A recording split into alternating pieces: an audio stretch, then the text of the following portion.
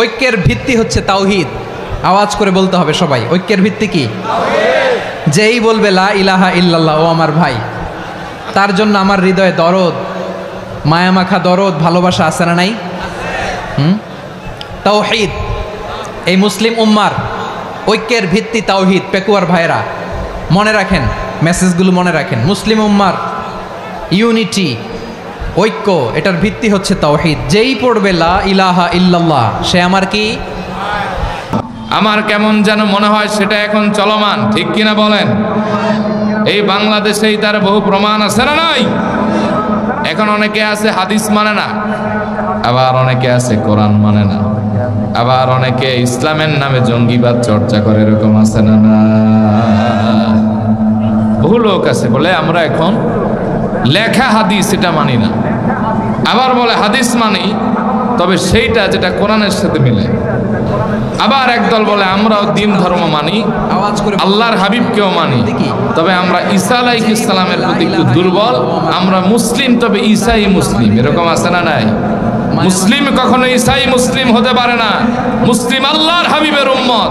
যে ব্যক্তি বলবে ঈসাই মুসলিম সে কাফের, ঠিক কিনা বলেন? মনে রাখবেন, এভাবে বিভিন্ন ভাবে মানুষকে প্রতারণার জালে বন্দী করে গরিব মানুষদের অর্থের লোভ দেখিয়ে মানুষদেরকে খ্রিস্টান বানানো হচ্ছে, ঠিক কিনা বলেন? এই ছোট্ট বাংলাদেশে দল আর দল আছে না নাই? আবার দেখবেন এক হুজুরে কয় এক কথা, আর এক হুজুরে কয় আর এক কথা।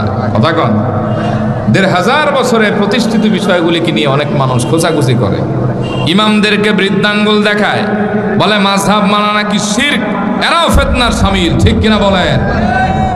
আবার অনেকে বলে সব ঠিক আছে কিন্তু নবীজি নাকি কিয়ামতের দিন শাফাআত করতে পারবে না, এরকম আছে না নাই?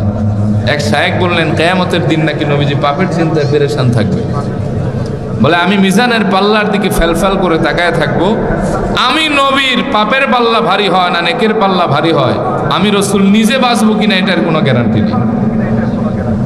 এই কথা যে বলতে পারে সে আসাধ্য দরজার মালউন, এতে কোনো সন্দেহ নাই, ঠিক কিনা বলেন? আবার দেখবেন ফিতনা কি, লেখা নাই, পড়া নাই, ঠনঠনাটন, কোনো সার্টিফিকেট নাই, আছে একখানা মোবাইল আর আছে একটা মাইক্রোফোন, সেও শায়েখ সেজে যায়। ভাইরাল টপিকে কয়েকদিন কথা কওয়ার পরে তার ডেট নিতে গেলে লাগে ৮০,০০০, ১ লাখ। কথা কন। আবার দেখা যায় বাংলাদেশের শিশু বক্তা আছে না নাই?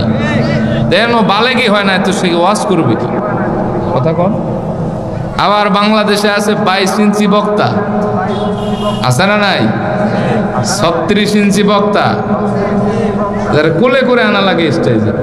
এই সার্কাস দেখতে মানুষ যায়, এগুলো যদি বন্ধ না হয় এ জাতির কপালে দুর্ভোগ আছে, ঠিক কিনা বলেন? আল্লাহর হাবিব বলেন বাইনা ইয়াদাই সাআতি ফিতানান কান্নাহা কিতাউল লাইলিল মুযলিম ইউসবিহুর রাজুলু ফিহা মুমিনান ওয়া ইউমসি কাফিরান।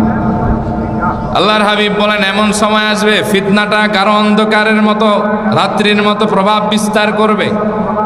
এই হাদিসের শেষ অংশে আল্লাহর হাবিব বলেন জাগতিক ফায়দার কারণে মানুষ দিন বিক্রি করবে।